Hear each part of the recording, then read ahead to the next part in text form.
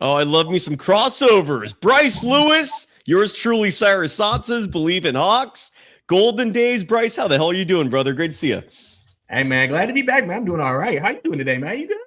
Well, we Stay were talking hydrated? before we started. I've been scrambling a bit. Sorry apologies to the live audience for being a little late. That was my fault. I was scrambling today, but we were talking before we started recording about how life's going, and you were telling me how things are good from your perspective, and I was telling you, at least when it comes to anybody who's interested in the Warriors, we're bitter, man. I mean, we're about to face a rebuild, and this Jonathan Kuminga trade. I mean, look.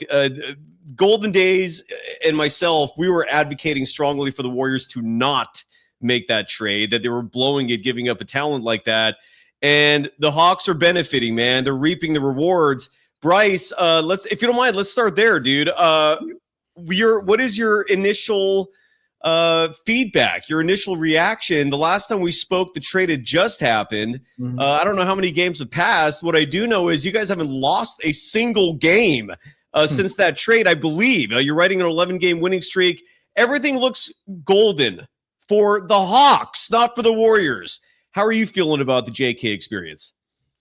Overall, I'm pretty satisfied with it. Obviously he's been dealing with some knee issues that he had when he got traded over to us from the Warriors, but he's been working back through that. He's been playing. He played the last 2 games. He's played, especially yesterday against the Mavericks, probably had his best game since coming back again from the knee injury. Had a couple of games there where he kind of, what you could see, some shakiness. Obviously, he's just not playing consistently. You got to get into the rhythm. He's a big rhythm guy, has to kind of feel it so he could kind of, know how to go about it next. So correct. Overall, I think, Kuminga's experience has been great. Obviously, when he started playing for us the first time, those 3 straight games, just taking the city by storm and kind of everybody getting excited about what he was doing, what he was bringing to the table, and, just all the highlight plays that he brought. And then obviously, just the smiles, he's been smiling a lot about, just being in a different situation and a different opportunity. So overall, I think Kuminga has been a really good addition to the Hawks. And I think that, this we know, and I've said this and I'll say this here, that if we're going to truly make noise in the postseason, if we truly are going to maybe potentially have an Eastern Conference Finals 2021 like run, we're going to need Kuminga to be able to get that done because of what he brings to the table. I think you muted yourself.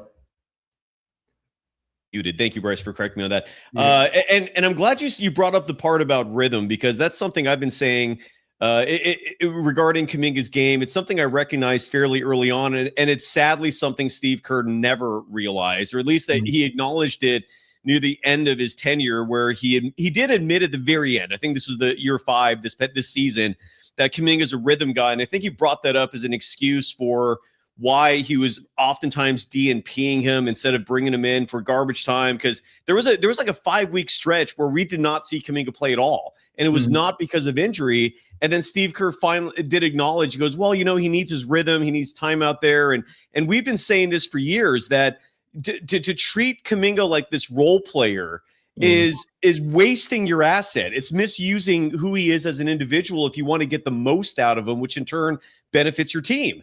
And that's giving the kid minutes. That's, like you said, letting him get into the rhythm of a game, and not just using him for like specific roles, although I'm sure he's also getting used to things in Atlanta, and maybe at this point he's comfortable slowly easing into things. But dude, last night we're doing a post-game show here on Golden Days. The Warriors just got their asses kicked by the Boston Celtics, and during the show the Hawks are playing. And I see in the chat suddenly people going crazy because of some long shot. And I finally looked at the replay, and Kuminga makes that like 80-footer that was, I think, intended to be a pass as the buzzer beated. What was your reaction to that shot? And how did the Atlanta Hawks fans take that? I mean, honestly, when that shot went in, it was kind of one of those, like, everybody had the reaction of like, what just happened? Like that wasn't supposed to happen, but it was a good thing.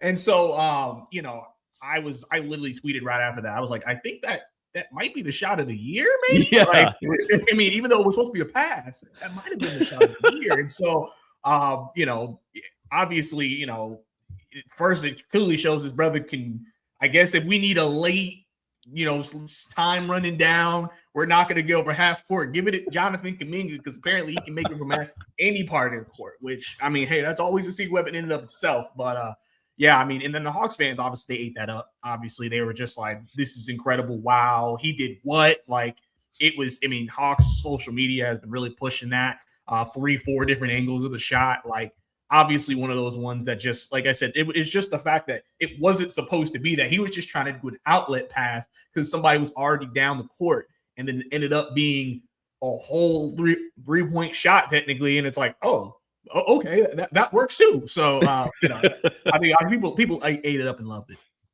Oh, absolutely. And again, I don't think there's much to read from it, right? It's just a fluky 80-foot shot. But even still, man, it's so rare for an NBA player to hit a shot like that. Just one of those feel-good moments, a fun highlight to rewatch. And if that happens to your team, I imagine you're going crazy. We're powered by FanDuel, by the way. Did not get a chance to mention them right at the top. So I'm doing it now. Both shows powered by FanDuel, part of the Bleav network, Bleav in Hawks, Golden Days. And I'm looking at the FanDuel Sportsbook right now. And the line, because both the Warriors and the Hawks tomorrow play the first of a back-to-back. And then the main event, at least from this show's perspective and the audience's, is Saturday when the Warriors are in Atlanta to take on the Hawks in Jonathan Kuminga's first game facing his old team. But for the games tomorrow, the Warriors played the Detroit Pistons, who got some really unfortunate news from their perspective, which is that Cade Cunningham crashed to the floor last night. It was kind of like a scramble for a ball, I think, and he just fell awkwardly and did something in the rib area, which then damaged the lungs. They're diagnosing it as a collapsed lung. I think it's more of just like a rib kind of getting just damage to the rib area that then is pressing on the lung. Point is, Cade's out for a while. I mean, they're saying he might be out until the playoffs.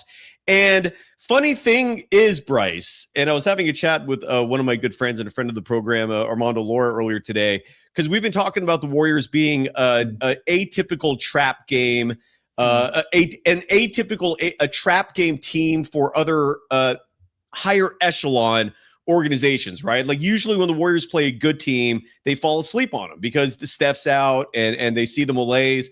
And with Detroit, that could have been another trap game. I actually think with Cade Cunningham out, the Pistons' urgency is going to actually ratchet up a little bit. I don't think that's a benefit for the Warriors because they've been kind of sneaking into these places and giving teams like the Knicks recently a scare. They upset the Rockets a couple weeks back. They're few and far in between, but it happens occasionally. Anyways, there's no line currently for the Warriors and Pistons. There is a line, however, for the Hawks game tomorrow. Atlanta is in Houston. A weird a schedule setup where they're going to travel to Houston for a day and then come right back to Atlanta to play the Warriors Saturday. The line for that, however, the Rockets are 4.5-point favorites. The money line, if you think the Hawks are going to win that one outright, plus 160. The OU is 226.5. Jonathan Kuminga ruled out for that game. I'm guessing it's partly injury management. His left knee has been causing issues for months now. And it would have surprised me if ultimately he's resting up to serve a dish of revenge, ice cold. He wants to stuff it down his former team's face. I don't blame him if that's an agenda for him. But let's first talk about real quick Hawks and Rockets. The Atlanta Hawks are riding an 11-game winning streak. This is going to be a good test for them. I think this is going to be the toughest opponent for the Hawks since they've started this winning streak. Preview that game for us, sir, if you don't mind. Yeah. So obviously, Houston is the team that we played earlier this year. That was kind of an ugly game because there was a lot of people out. We had like 4 or 5 players out that game. They had a couple of guys out. They pulled away in the second half because KD and all them still played. But, it's one of those things where coming into this game, like you said, it's probably one of our toughest tests yet. Some people would make an argument if this wasn't for revenge for Kuminga, he would definitely be needed in a game like this. And then everything, but also the Hawks medical staff just being very careful and just, not trying to, put too much on them with the back and things like that. So coming into this game, I think, we pretty much know what's needed. We're going to have to try to control KD and Sengun, and we're going to have to continue to play the game we've been able to play these last 11, stay, really connected defensively, continue to make shots. Nikhil stays hot. Jalen stays hot. CJ, he had a really good game against Dallas yesterday. Just have those guys still continue to play well and then just play, like I said, as a team. Hawks have done a really good job in these 11 games of just pretty much been able to handle teams' runs. They've had a lot of games where they've scored over 120 points, but the team that they played didn't score 100 or 105. So, this is going to be an interesting game to kind of see how they match up. Obviously, Houston they pride themselves on defense. They've had some issues offensively, which some teams have been able to take advantage of. And so that's where the Hawks are probably going to have to do the same thing here. They're going to have to try to take advantage, create some turnovers against Houston because they sometimes get bogged down offensively, and then that's where you can make a run potentially against them. And I think that's what the Hawks got to do. But overall vibes are really high for the team right now, and I think they're just kind of enjoying it. And so I think this game will be, like I said, a really good test for them. And it'll be interesting to kind of see how things come along. We are already expecting, because I don't know if you've heard, Tari Eason hasn't made a 3 in 2 weeks. For Houston. Yeah, he hasn't made a 3 in 2 weeks. So that's been a story. And every Hawks fan knows how this goes, is that he's going to probably come back tomorrow and hit 8 of them against us. And then we'll have to see what happens. So, but overall, I feel good about the game. I think it's going to be a competitive game. Listen, the Hawks are going to be juiced up. Obviously, when we played Orlando a couple of games ago, that was the best team we had played up at that point in this streak. And, people were wondering, are the Hawks real? Are the Hawks just beating on bad teams? And we went out there and we smacked them. Now we're just the first true road game. I think this is the second road game we played during the streak, because we've had 2 homestand, 1 road game, and another homestand, I believe, until the Dallas game. So this will be the 3rd road game actually during this streak. And I think we have a good shot to win tomorrow, but also, Houston's lost the last 2 games and they're trying to bounce back. So it'll be an interesting matchup. Wholeheartedly agree. The Tari Eason news, by the way, it made me look it up in terms of some specifics here. First of all, the last time Tari Eason made a 3-point shot was March 5th, ironically enough, against the Golden State Warriors when he went 1 for 5. And maybe the craziest part about this is, despite having not made a 3-pointer in 2 weeks, he's still shooting 37.3% from deep on the year. Which begs the question, at least from my perspective, what was he shooting before the slump started? Tari Eason. Now, look, I know you said, go figure for a Hawks fan. Tari Eason will probably snap out of that slump against your team tomorrow. The flip side of that, though, is maybe the slump continues and Tari Eason doesn't make another 3-pointer. And that slump just extends until who knows what. That's a funny number, good research there. But the Houston Rockets, if you don't mind talking about them for 1 second, because they've been the strategy defensively that other teams have been using and applying against them defensively is double Kevin Durant, get the ball out of his hands, and force someone else to beat you. And that strategy has been effective. Even Durant talked about that. I think I heard some attributions from him a couple nights ago. Not the Lakers game last night that they lost. It was the game before that where Durant admitted that he's seeing these traps like the moment he crosses half court. Sometimes he's seeing full court pressure, but defenses are squaring up, and you're not seeing the Rockets adjusting quick enough to those defensive sets from opponents. And again, the Rockets just don't like. They look like a team missing something, especially when that defensive strategy is applied to their offense. When Durant's taken out, man, you don't have a lot of shooters on that team. They whether it's Fred VanVleet, whether it's just poor roster construction. But what do you anticipate the Atlanta Hawks strategy being, and how have the Hawks played defensively this year?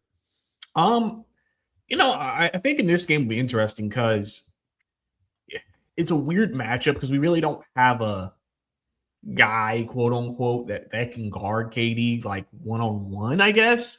Like it could be Jalen, but I think they'd rather him not do that because he has to carry the load offensively, huh? Is it because they want him to save energy for the offensive side? Yeah, exactly. Because he has a higher usage rate with us, and so we'll probably throw Dyson on him, which is usually what we do. I mean, we throw Dyson on everybody. We threw him on Giannis, and he actually did a terrific job on him. Incredible. So, I mean, Dyson is just a all versatile defender, especially with the starting lineup we start with Nikhil and Dyson as our 2 and 3. So those would probably be the 2 guys that we throw on KD, and then probably some Brice a little bit when he comes into the game. And then like, obviously, if guys switch and things like that, they'll take on the challenge. But that's what I probably see us doing. We haven't really trapped a lot. We have definitely played more one-on-one defense and then just played really good team defense behind that, which I think has led to a lot of success because it helps them create turnovers, get into passing lanes, and get out in transition, which is the strength of the team. So that's what I'm kind of looking at from that perspective. And then overall with the team defense, I mean, the defense at times this year has been really good, and there's times where it's not. And I think this stretch has obviously been the best it's been. I think we're top 2, top 3 in defense since the All-Star break, defensive rating. So, I think that the Hawks are kind of, figuring it out, even without not really having a rim protector, so to say. We have done a really good job of still playing, like I said, such great team defense that we've been able to, contain other guys and just keep offenses from not going too crazy. And like I said, even if you make a run, just figuring it out. It's one of those things where, like, if you're able to get something on them early, they've been able to adjust as the game continues to go on, and then they're able to kind of slow that down so you're not able to use that to your advantage, later third, fourth quarter. So I think we've done a really good job of kind of locking on that side of the ball because I think, Quinn Snyder's talked about it multiple times. Our defense leads to offense. I think you hear a lot of coaches say that, but for us especially, that wasn't always the case. He used to say offense helped our defense. And now with us moving on from the Trae Young era, we've really invested in defensive, especially because we have guys like Dyson, like Nikhil, who can apply a lot of ball pressure on ball handling. So I think that really helps. Cheering that Trae Young is no longer a part of your team. Yeah. Congratulations. Bravo. You got out of that. I mean, hey, listen, I wish you the best. Hey, listen, when he's playing in Washington, he put on a show for them guys, so I can't hate it. I can. Look, he played against the Wizards, and GP2 literally took him out. It was a fun matchup for about a half, and then Trae Young suffered a quad bruise, and we never saw him again. So that's how that game went. Sorry to interrupt you, man. Did you finish your thought? I was literally about to wrap up. No, I would completely fine. You're good. Well, so far, so damn good for the Hawks with Kuminga. Now, the flip side of it is the Golden State Warriors. They got Kristaps Porzingis. And we're going to briefly touch on Buddy Hield in a second because he finally got his first appearance as a member of the Hawks just last night, I believe. His first minutes playing, wearing a Hawks uniform. But the Warriors got Kristaps Porzingis, and he's been active now for a few games. But I wanted to ask you about a few weeks back when Steve Kerr put his foot in his mouth and said that he spoke with your GM, the Hawks GM, Ansi Sala. And according to Kerr, Sala told him that Porzingis wasn't even diagnosed with POTS. And that what Kristaps Porzingis himself admitted, this information came from his mouth. So when Steve Kerr's saying it's misinformation, he's basically telling the public his own player doesn't know what the hell he's talking about his own body and what he's dealing with. Nonetheless, Steve Kerr then had to backtrack, but we still don't know. We don't have clarity apparently on what's ailing Porzingis. What we do know is that it's something, because just the other day he had to miss a game with what we saw on the injury report as illness management. That's what they labeled it. I'd never seen that in my life. I don't know if he had missed games for the Hawks previously with that same title, that same category applied to his injury. But what was your reaction when you first heard that? Like, was that news to you that this was a mystery, or was the POTS thing, was that common knowledge among the Hawks fan base that even you guys didn't know what the hell was really going on? I mean, we were just under the impression that it was POTS. I mean, that's what we were. It's funny because, one of the content creators and who also covers the team kind of said that the Hawks organization themselves never actually said that's what he had. That, all like you said, it came from KP. Right. When Kerr said it, it was like, right, they never have came out and when they talked about KP and say that's what he has. So it made you wonder, like, does he really not have it? Have we been thinking something this whole time? But at the same time, why would KP and his team and whoever's been working with him to get through this situation, tell him that if it's not that? So it definitely caused a lot of confusion because now it's like, what is it? What's going on? Yeah, what's going on? It brought back a lot of narratives that people had before we got a diagnosis. I'm sure you've seen them. So like, it's one of those things where it's like, it's it was weird. It was just like, what does he have then? Like, what's going on and everything? And then obviously, I know Kirk came out and said, "Oh, I don't know anything." You know what I'm saying? But it's just like, it's like, what is he dealing with? That it's just like he's unable to be on the floor consistently. Like, what is happening? So, Right. it was one of those things where you're like, I'm confused now, but I guess okay. So. Yeah, and he played again last night against the Celtics. He played 2 games before that against the Wizards, dropped 30, and then you had, of course, the section of the fan base that'll cheer literally anything, pretending that 30-point accomplishment was an accomplishment, forgetting that Bam Adebayo had dropped 83 on that same team just last week. But nonetheless, it's been, it's one of those things where when he's available, there are moments where it kind of looks interesting. It looks like maybe his addition would be nice. We'll never know, what the ultimate conclusion is on the Kristaps Porzingis experience until we see him play with Stephen Curry on the court. And who knows if that's going to happen this season. Steph trying to ramp up. Side note, Steph and Seth are in Charlotte tonight, where you're currently located, celebrating Del Curry's jersey retirement by the Hornets. So that's happening there. Sorry for the chuckle. I just think it's a little funny that Del Curry is getting his number retired. I mean, look, he had a 16-year career and he was able to stay on the court for a long time. The shooting numbers were spectacular, but usually when I see a player's number retired, it's because they had a Hall of Fame career. And there was something at least comparable to that. And Del Curry was not exactly a Hall of Famer, but that's also the short, the very thin history of the Hornets in general I think is partly a testament to Del Curry getting his number retired. Anyways, that's going on. Steph is there, but that's the Porzingis experience is one that's to be determined, I think. One strong opinion I have, Brice, and I don't know if you agree with this or not, he's going to be an unrestricted free agent after this season. I sure as shit do not want a big dollar deal being given to Kristaps Porzingis, considering the dependability factor. You have no idea how many games he's going to play for. He's making $30 million this year. If the Warriors can bring him back on like a veteran minimum or like $5 million, something ridiculously cheap, fine. But don't invest money that's going to handicap you from getting free agents who can be available for you. That's just my take on it. What's your Kristaps Porzingis take before we move on from the subject real fast in general, since he's been on the Warriors? I think, like I said, when he plays, he definitely I think he's played well. I think, like I said, when he played for us, when he was actually on the floor, he played well for us. So, I think he's a productive player when he can get out there still. I think that's something he's kind of shown in the minutes he's played. Right. He helps off, like I said, rim protection. He's 7'3", mismatch. You can mismatch hunt with him a little bit if you want. Obviously has range as a shooter and everything like that. So, I think, it's always been interesting because everybody knows he won't get 30 million because of this. Right. It's just, what is that number, And I think a lot of that is also based off just how he plays.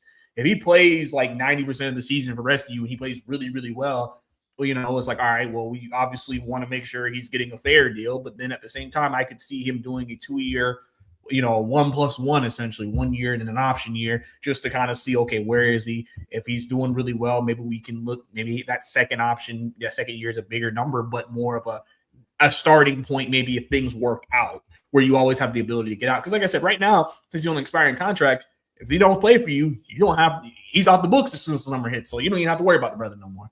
So It'd just be interesting to kind of see kind of how that goes. And I think that's one thing. I think as we're trying to decide with Kuminga what we want to do with his contract, it's kind of the same thing for you guys, where it's like, okay, what do we want to do with Porzingis? If he plays well for us, as I've said, still trying to make that last run potentially with Curry and however long he has left. Is he a guy that we can trust to be a part of that process and trying to make a successful push maybe next year for the Warriors?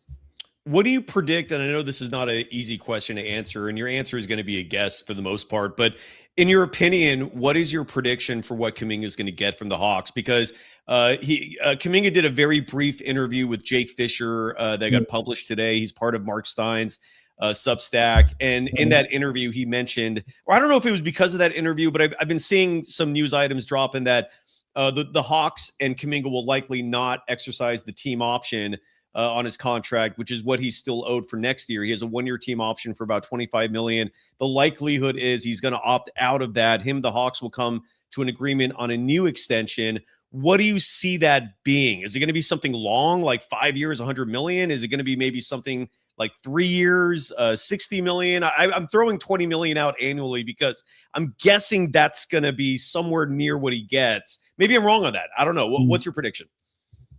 I don't think it'll be like 4 or 5 years. I think if anything, it'll be like 3. Okay. I think 20 would be a good starting number. I think it's funny because it's still people are kind of split a little bit on like how much he should get. That's why, again, it's big to see how he performs for us. Like literally us making a playoff run and him being a big part of that is only going to help him get more money. I mean, and then, you might reach that 30, 35 million. I mean, it's really an interesting point because sometimes teams use that option as like a starting point for negotiation. Mm-hmm. Okay, it's 24 million. Okay, we'll start here. And then, but the one thing the Hawks have been able to do the last few years, and they did this with Jalen Johnson, they've done this with Yucca Okongwu, they've been able to get really good team-friendly deals for these players. Kongu is on probably one of the best contracts in the league for a top 14, 13 center in the game. Jalen Johnson, we gave him that extension I think it kicked in just this year.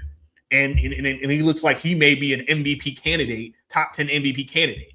So, like, we've done a really good job of getting solid contracts for these guys and not blowing the bank. And I think that's something, even though Ansi, who is a believer in Kuminga, obviously part of that report with Jake Fisher was just how he always was a positive for him while he was also right. Yeah. I think he's going to want to pay Kuminga, but he's also going to be like, listen, we're giving you an opportunity. We're believing in you. We want you to be the best version of yourself.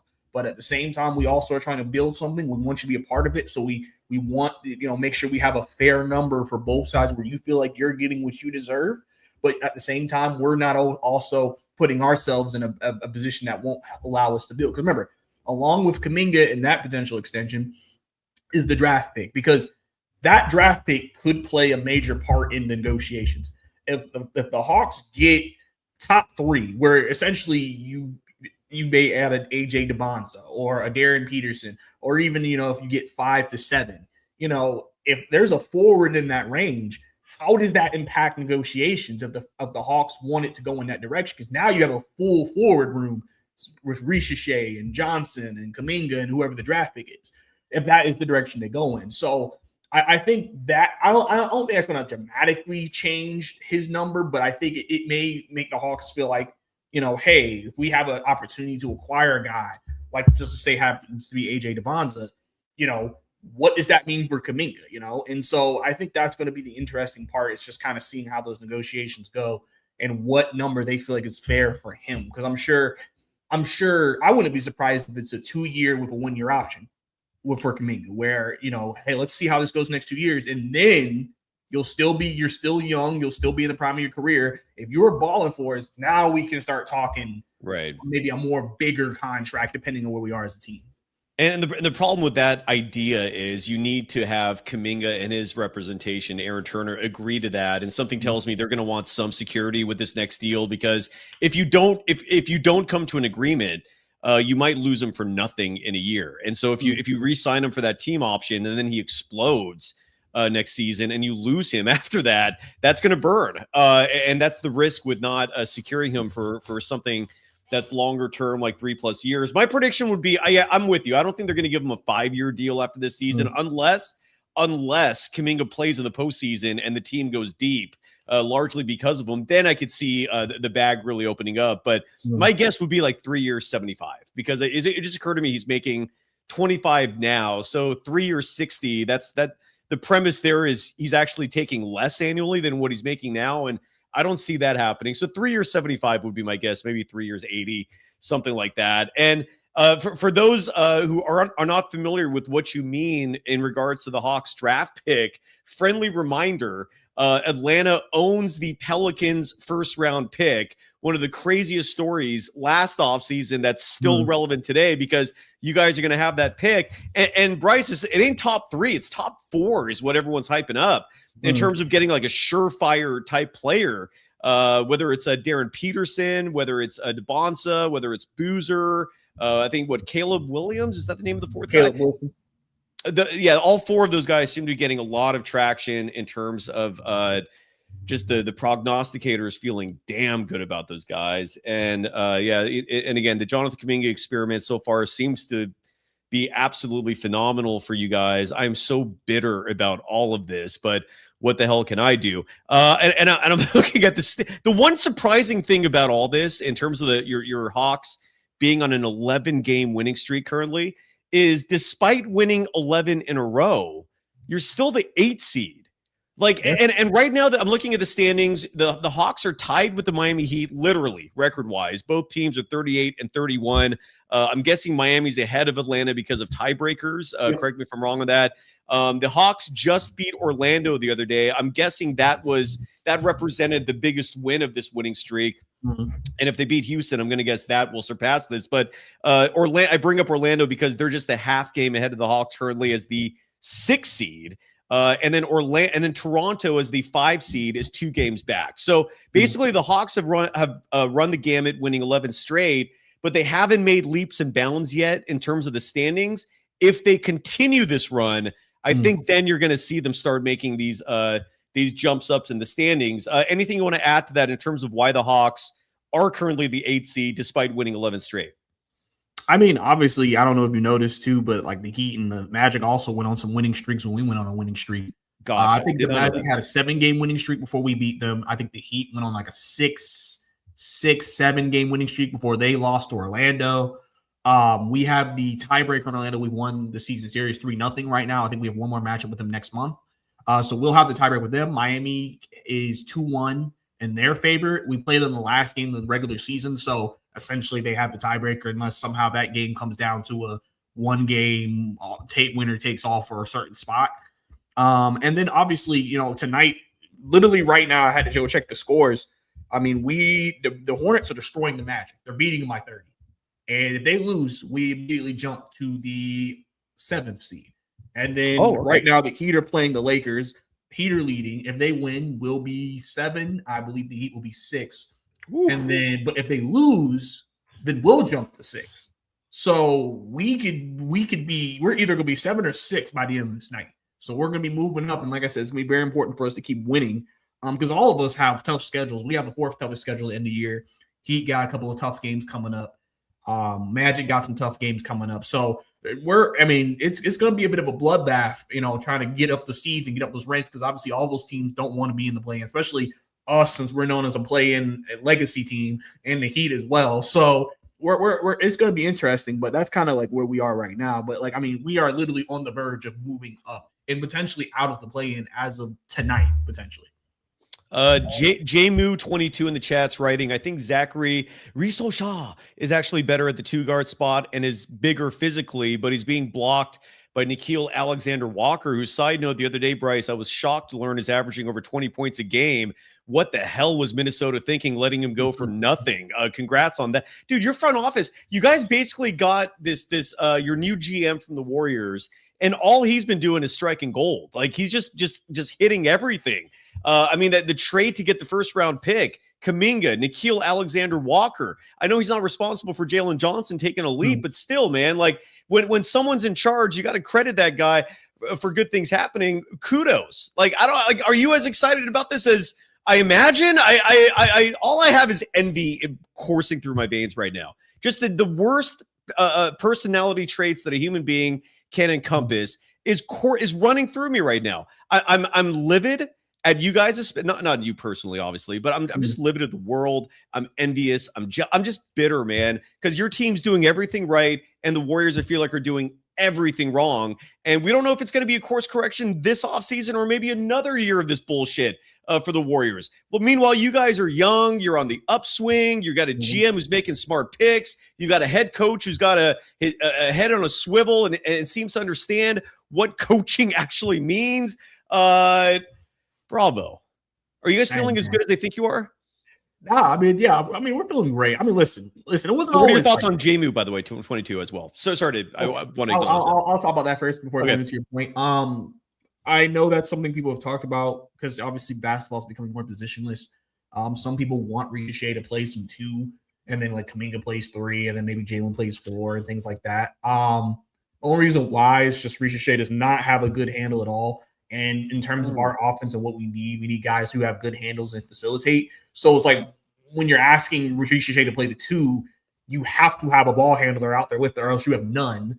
And I mean, Kuminga can do it a little bit. Obviously, if Jalen's out there, he can do it. But like, they want to be able to manufacture it from the guard spot.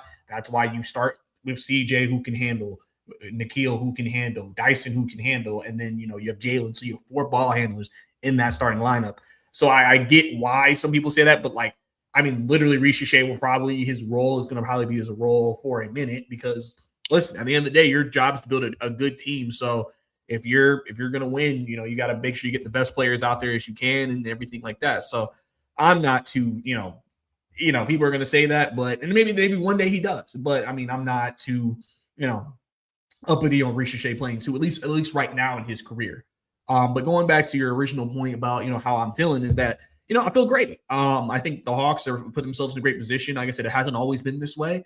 But I mean, going to the All-Star break, it was doom and gloom. I mean, people were like, oh my God, another lost season, another play-in, we suck, da-da-da-da-da. And I kept telling people, I was like, listen, like, some of the moves we made, because at the deadline, a lot of people thought the moves we made were more future-setting moves. Oh, we're getting draft picks. We're getting money freed up. We're getting more expiring contracts. Okay, so they're thinking future. And it's like, they're still going to be able to compete now. I think the biggest thing they wanted to do is get guys who fit the system, fit the culture, fit what Quinn wanted to do better. Because sometimes fit can elevate a team. We sometimes, as people, we just see a player and say, that player doesn't move me, so you just assume he's not going to do anything for you. And it's just like, okay, in this team, what are you asking him to do? Can he do that? Can he do it well? Does the team need it? If the answer is yes, then you got better technically. So, I'm excited for it. I mean, and that's the thing. Here's the thing that Hawks fans are looking at now, because we're doing so well. It looks like we're going to be a playoff team. Is that we're going to be a playoff team with a lottery pick, with a bunch of cap room this offseason. Do you really? You have cap room as well? Yeah, because we have a bunch of expiring deals, and a lot of guys. Oh, damn, man. So like literally, like we are set up, and obviously the biggest question is going to be, what does Ansi want to do this offseason? How aggressive does he want to become? Because we just got all those assets back after we made those trades for Sadiq Bey and DeJounte Murray, like gave up 5 firsts, 5 seconds. Like we were at an asset deficit. Ansi talked about now we're at a positive input assets. So how aggressive does he want to be? And then with the aprons and how you have to build teams in today's CBA, just how does he continue to help the team grow without, maybe if they don't want to, get into the tax? Because that's something I think Hawks fans have criticized ownership about, not wanting to pay the tax. But okay, if we have a playoff team, and let's say the team gets to the semifinals or the Eastern Conference Finals, does that make you say, okay, let's go a little bit more aggressive, let's pay tax, et cetera, et cetera? So, but they have plenty of cap room where they're not like, we have to go over. It's just, we got to figure out, okay, what's the next steps? What are the next pieces to build to this, along with the draft pick, who's also going to be in a good contract? So I think right now you feel very strong about the future with a young team. It feels like they're building like the Spurs, like the Thunder. Yes. Assets, picks, young players, good contracts. And then when you want to make an aggressive move, you have plenty of assets to do it, and don't feel like, hey, if we give up all this, we have nothing left. It's, we still have plenty left, but we had enough to say, okay, let's make a move here and try to improve. You guys are in a very enviable position. And honestly, man, even before the All-Star break, I know record-wise the Hawks were struggling, but when your team traded Trae Young, to me, that is when it all flipped. Because it became Jalen Johnson's team. Jalen is something special. He's already a star, but he's going to be a superstar, I think, in the near future. The postseason oftentimes is what defines individual legacies. And I'm very fascinated and riveted to see what the Hawks do this postseason. Meanwhile, the Golden State Warriors, I was trying to find a soundbite. I couldn't find it of Draymond Green, because apparently his reaction last night to the Warriors dropping to the 10th seed in the Western Conference was what you'd expect. He was shocked. He was dismayed. And again, I couldn't find the soundbite. I guess he just said it and people wrote it down. But as weird as this may sound, the player on the Warriors that's getting the most minutes over the last 2 months is Brandon Podziemski. a player that I'm seeing ridiculed more and more by the aggregators and the meme creators and all that stuff. But you still have this decent section of the fan base that delusionally thinks this kid is something special and could be a star. It's wild how many people still defend this guy, and usually there's a correlation with that and folks refusing to admit that Steve Kerr is just completely screwing the pooch here for a while now. And again, this all subjective content, but that's my take on it. But you, as an Atlanta Hawks content creator, as the host of Bleav in Hawks, as someone who covers Atlanta sports and has been doing it for a long time, you have the outsider's perspective when it comes to Brandon Podziemski. What do you guys think about this guy? Because I don't get it at all. And I to me, he's literally the worst player on this team, literally. And that's my take. What's your thoughts? What is your thought on just the fact that he's leading the Warriors in minutes? And would Brandon Podziemski play in the Hawks if he was on that team? I mean, I think he would play. I just think it'd be in a reduced role. I don't think he'd be leading us in minutes. I don't think that'd be anywhere close to that. It's interesting with him because I do see a lot of slander for him. I do see a lot of people crapping on him. This is my true view of of him. I don't think he's as terrible as people say he is. I just think he's being elevated because first he's with the Warriors. Y'all are now a big brand in today's league. So obviously a lot of primetime games, a lot of, opportunity. Obviously a lot of Warrior fans feel like he's kind of pushed him to the forefront while you traded Kuminga. And so he's been put in this place where now if he isn't at this level, you think he's the worst thing ever. I think he can play. I mean, actually, I have a good friend who does a lot of analytical breakdowns and things like that. He works for a website that does all these things. And he talked about him actually, because he said a lot of people crap on him, but the analytics actually say he's been one of your better players analytically in terms of contributing to winning. I know it sounds crazy. I know it sounds crazy, but the Brice, I need to know the specifics.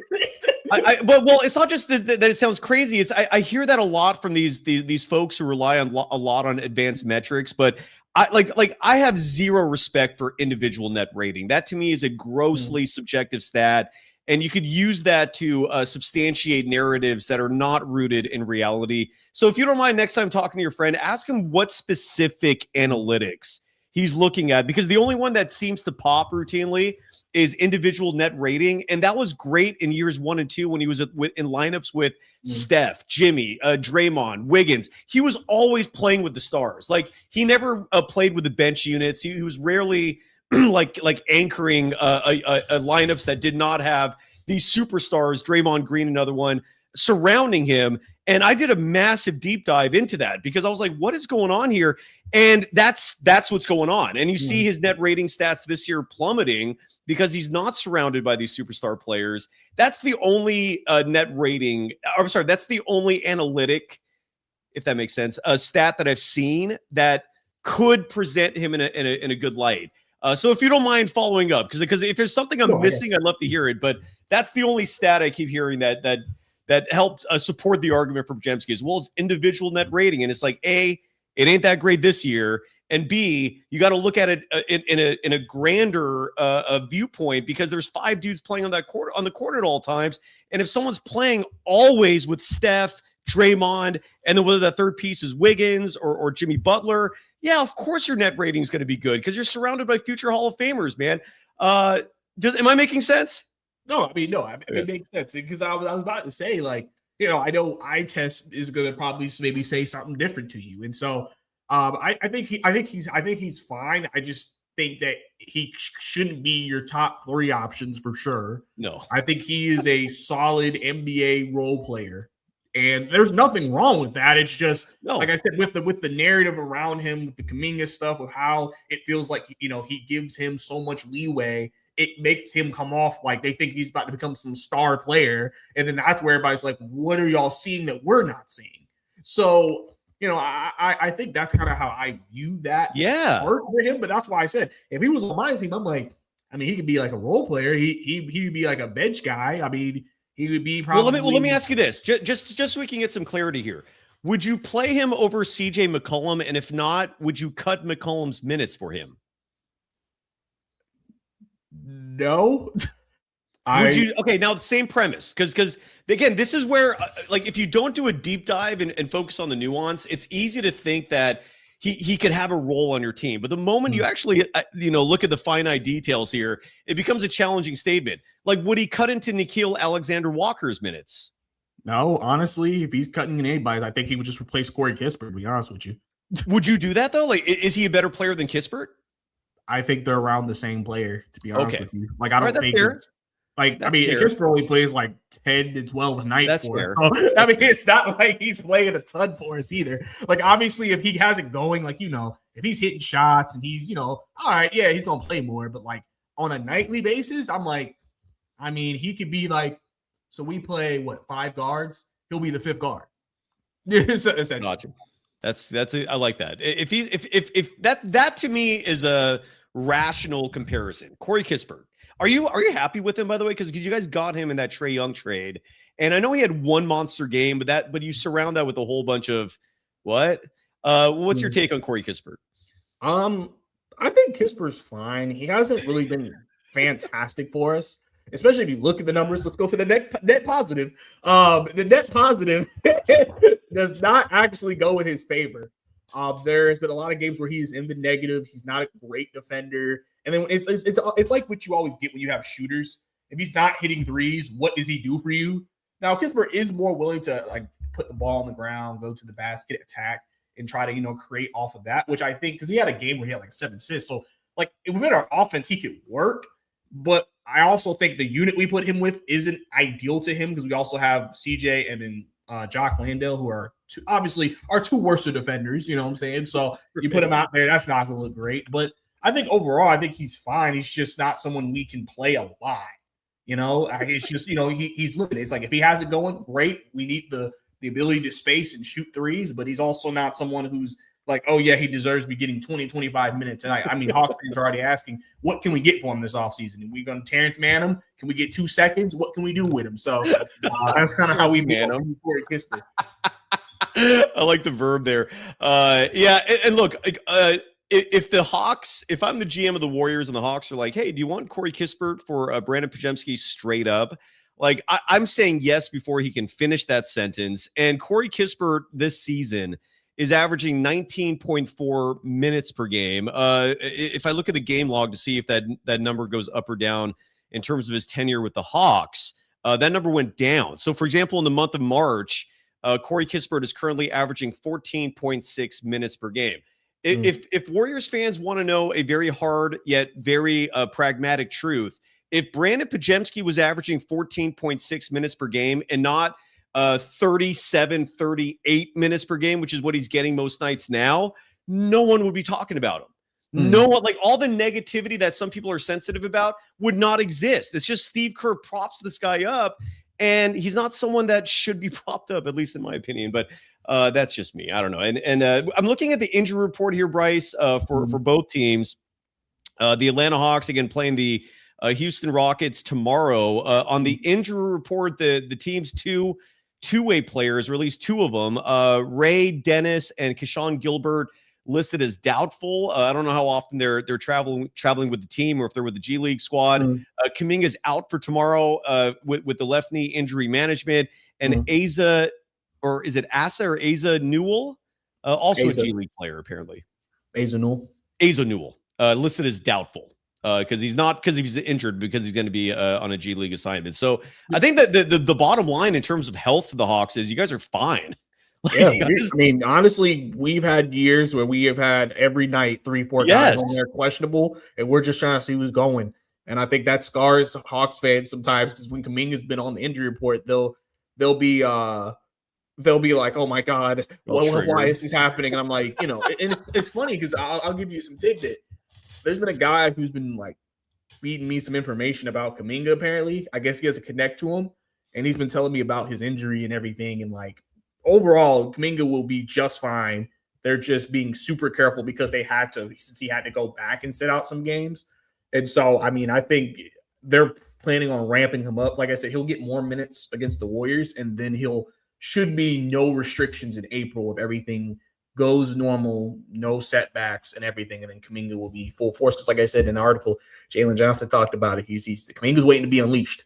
And so, I think, that's something that I think a lot of people are looking forward to. And, overall, I think I'm glad that our health's good because, like I said, that's been a big issue for us the last Hell years. yeah, dude.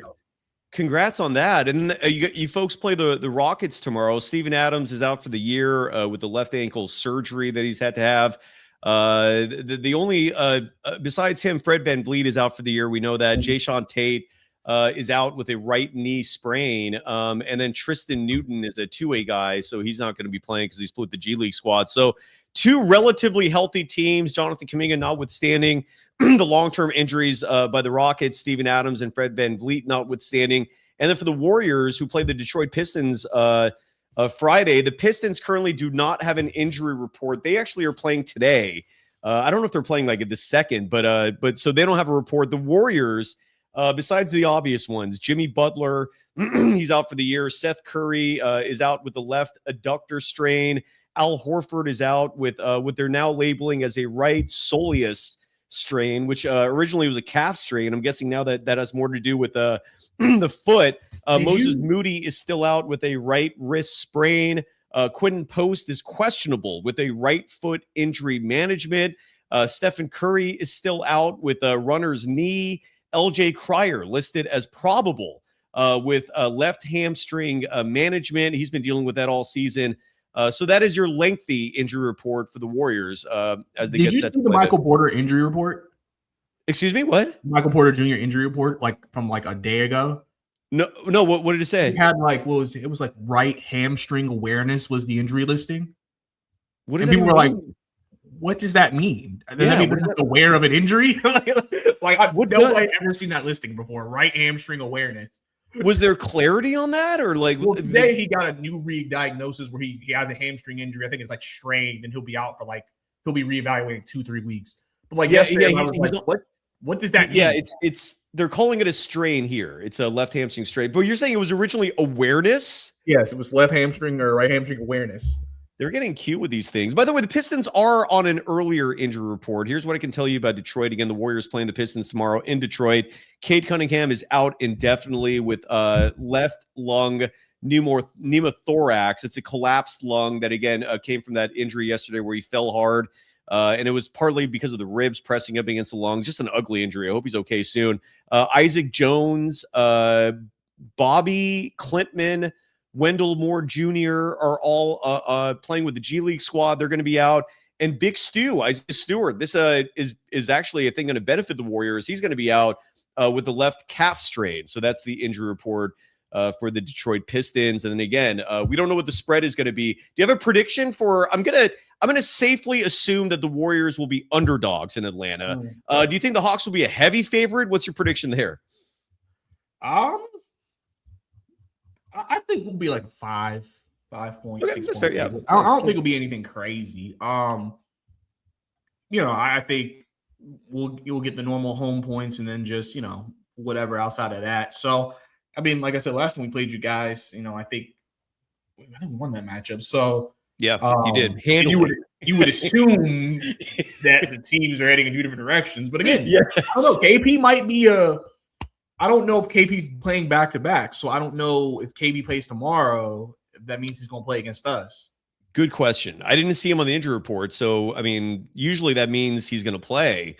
But, yeah, the last time the Warriors and the Hawks played, that was January 11th, and the score reflects a far more closer game than it really was. 124-111 was the final. The Hawks won, but that was not a contest, man. You guys came into Chase Center and just blew the Warriors away. That's usually where it's stuff for us too. In the Chase Center, we usually correct. Yeah, we play y'all every year. We beat you at our place, and then y'all beat us at y'all place. It's always like if y'all beat us first, then we'll get you back. If we beat you first, y'all get us back. It feels like we've split like for many years now in our season series. So it's always fun to actually kind of seeing us play each other because it just feels like it's always.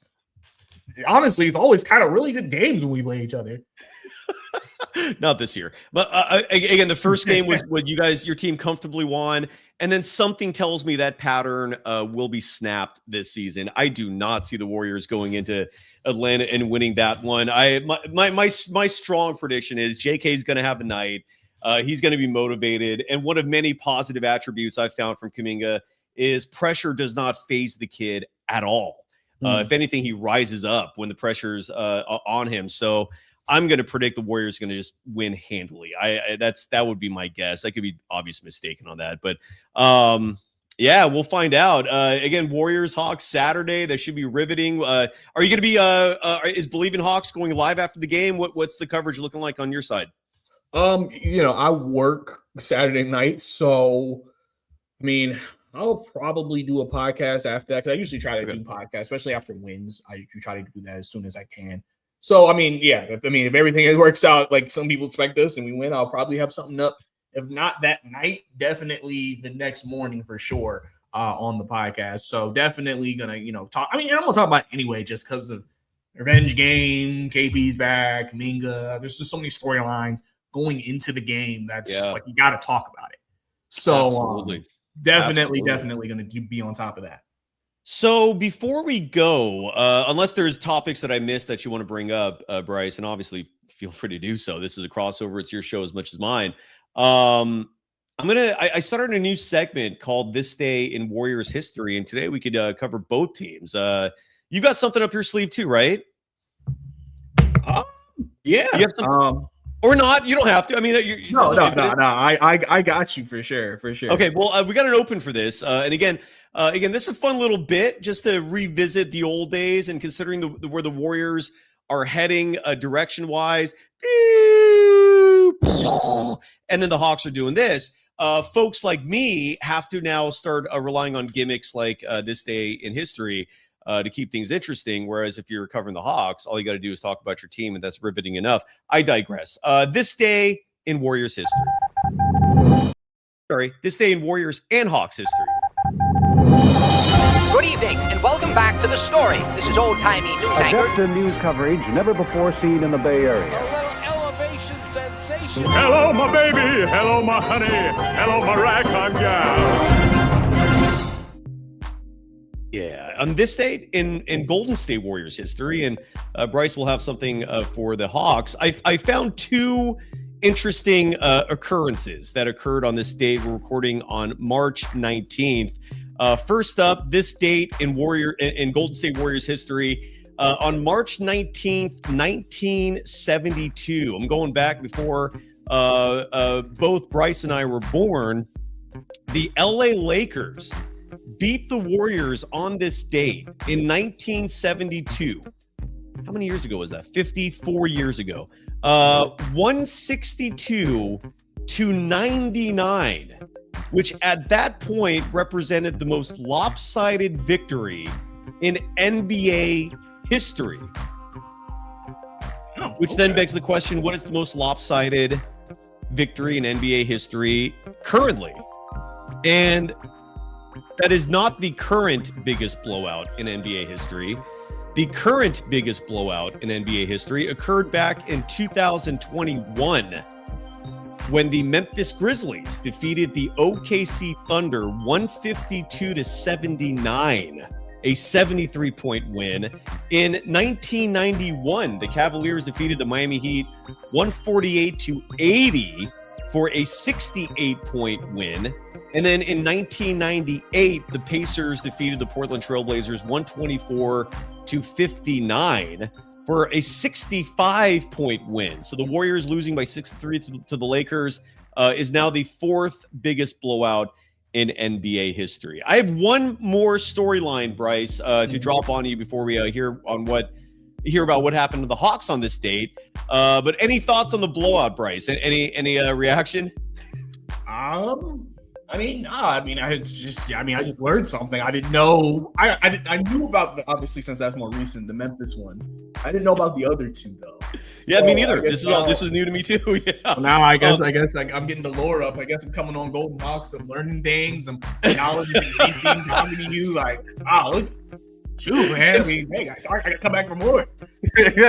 Side note, everyone in the Bleav in Hawks audience, if you folks want to join Golden Days Saturday night, please do so. We happily accept subscribers, and same goes for Bleav in Hawks. Anybody watching on the Golden Days side of the audience, subscribe to Bleav in Hawks. Brice Lewis hosts that program, especially if you're curious about how Kuminga's doing with his new team. One other event that happened on this date in March 19th.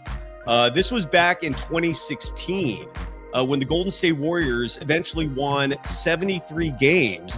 On this date, however, the Warriors did not win a game. They lost to the San Antonio Spurs, who that same season won 67 games. They were a juggernaut almost as much as the Warriors were.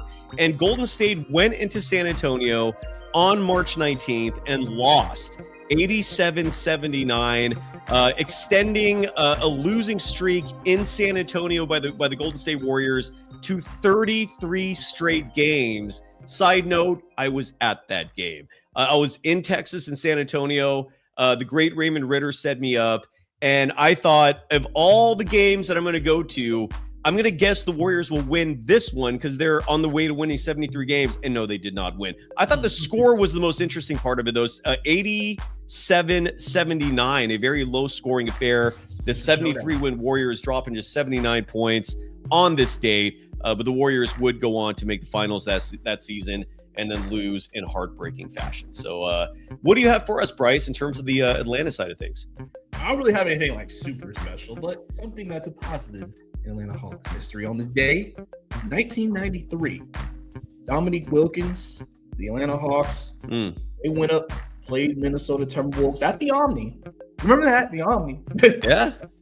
He dropped 45 in that game. And basically put on a whole show for that crowd. Obviously Dominique one of the greater players in the game. I mean, he came in there. I think the Hawks won that game 121-103. Kevin Willis, 14 rebounds, 16 points. That was also Christian Laettner's rookie year. If you remember, that was his rookie year. He actually scored 23 points and 12 rebounds in that game, fresh off that career at Duke and that gold medal in Barcelona with the Dream Team that previous offseason and everything. And then obviously the year, it's funny we talked about going in two different directions. Minnesota was 19-63 at the end of the year. Hawks went on to be a playoff team, but they got beat by the Bulls, obviously, at that year. So, yeah, that's kind of the I like that history. And then Dominique, and we didn't talk about the fact that when the Hawks first acquired Kuminga, you had folks in section 404, which I'd never heard of until this moment, chanting "Thank you, Warriors." You had Dominique repeatedly throwing shade at the Warriors for giving Kuminga up for practically nothing. I imagine you heard all that, and hearing Dominique say it added, I'm guessing, a special moment of nostalgia for you guys. It was a special thorn in the side for Warriors fans hearing that, because I respect Dominique. I don't disagree with him at all. It just hurt because he's right. What was your reaction to hearing all that? It hurt, man. I mean, listen, that game in general, everybody was, that was definitely the front running, I'm about to just start going crazy because we out in front type of game. Like, people were fired up about him. I mean, listen, seeing what he was doing and how it felt like he was impacting the game was just like, I mean, because like for what we gave up, like, I mean, just KP, and we got him back, and he's doing this, and this is what the Warriors gave up. An organization that has won championships, has had a dynasty, known as one of the premier franchises in the NBA, gave up that type of talent for us. I mean, okay, thank you. Like, if that's how y'all feeling, listen, it's funny because it's like Ansi has that relationship with you guys. Like, there's the connection there. The Warriors and the Hawks will always be connected because of Ansi, and now because of Kuminga as far as when he's on the team. So, just the fact that we were able to make a deal like this is almost like, as a Hawks fan, could Ansi Dunleavy again? Could he, I mean, don't be surprised that maybe there's a move we can make, acquire a guy for less. Because we're friends. Well, I'm happy for you guys. I'm glad Kuminga went somewhere where he can be happy and he's actually valued. And Congrats to your team on that. Buddy Hield, by the way, getting his first appearance last night. Is Buddy? Was that like a garbage time thing? Do you think Buddy will ever? Okay, there you go. I mean, he's a great chemistry guy, though, right? I mean, are you learning that? Like that's what I was about to mention. Like I have heard multiple times on our broadcast from Quinn, from our reporters, that Buddy has been so important for the locker room, so important for the young players that we have, just being there for them, giving them advice, supporting them. Obviously, he's been a big supporter of Kuminga because he came over in that trade with him. He's helped the guys like Jalen and Dyson and things like that. So I think, Buddy Hield has been a very impactful player because, again, he's played in playoff series. He's been a part of runs. He has those experiences. Even though he's not playing right now, he can still impart that wisdom on the guys. And so I think he's been huge just in terms of in the locker room, helping guys stay steady, and just combining with some of the guys who are expected to kind of lead us when we get into the playoffs, with Nikhil, who has playoff experience, with CJ, who has a ton of playoff experience, Gabe Vincent as well. I mean, he's just a part of that group of veterans who's helping lead the young guys and, trying to see what can we do with this thing. Yeah. And again, the game is Saturday. I'm riveted. Win or lose, it should be fun. And I'm saying that from the Warriors' perspective. They're in all likelihood going to get their asses kicked. I think the Pistons game is going to be closer. That is my prediction. I think the Warriors might actually make it a game at Detroit, largely because, again, most of these better teams look at the Warriors as a trap. I don't see that happening Saturday. I think that fan is going to be behind. All the fans are going to be supporting Kuminga and rallying behind him. I think his teammates are going to rally behind him, and it's going to be fun. Unless you're a Steve Kerr fan, then I don't think it will be fun. But that's just my take. By the way, Brice, I asked you about before we go. I asked you about your thoughts on Podziemski as in providing us with an outsider's perspective. Steve Kerr's son, Nicholas Kerr, is in our chat and wants your thoughts on him. And I think more specifically, what Nicholas Kerr is asking is, why did my dad name me Nick? You have any thoughts on that? Hey, listen, right, we're done.